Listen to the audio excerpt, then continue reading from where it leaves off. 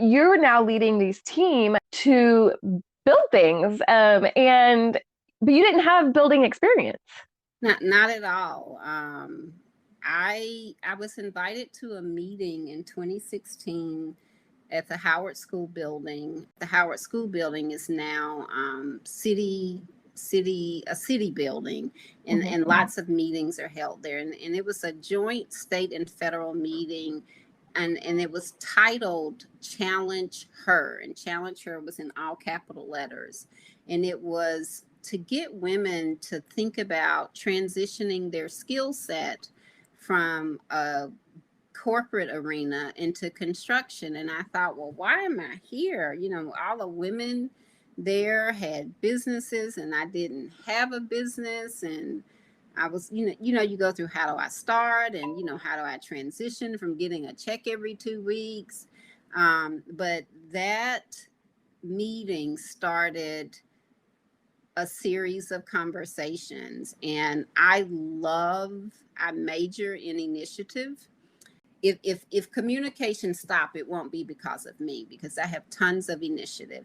And that one business card that I took and followed up on easily turned into another 200 conversations.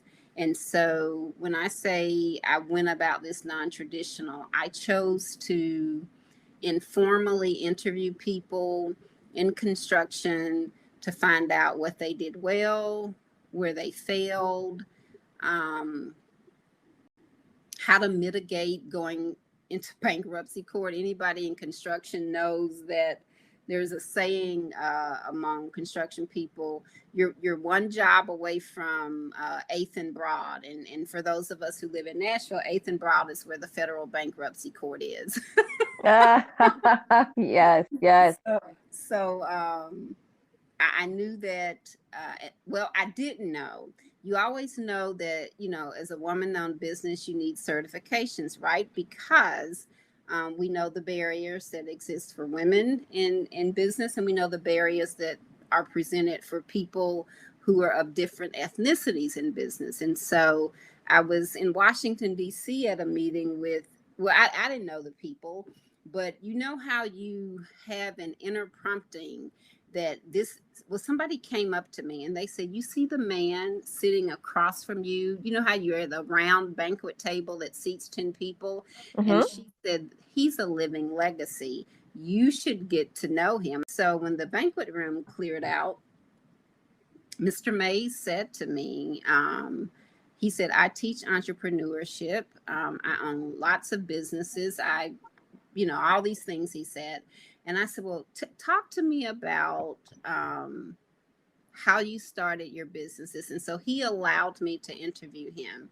And he said, let me tell you this. He said, your currency as a woman is going to be your certifications. He said, I know there's a long list of tactics to do as a business owner. He said, but you need to rearrange your list and you need to complete all your certifications. He says, when you complete all your certifications, here is my business card and I'm going to give you my personal cell. He said, I want you to call me once that's done, but I want you to remember your currency are your certifications. And so I did that. I worked for free. I interned. I went to work at midnight on commercial construction jobs. I asked anybody in construction, can I just watch? I know you have an insurance policy and you can't have certain people on your site. Can I just stand on the other side of the street and watch? And they said yes. And so I used that volunteer experience and intern experience to get my certifications. And, I just kind of went about it kind of backwards. And what I'm hearing in your story is how you have used leadership to learn and grow yourself. And that in learning and growing yourself, you have been able to do all these amazing, wonderful things and lead other people well. Absolutely. And you're always seeking and learning and growing. Absolutely.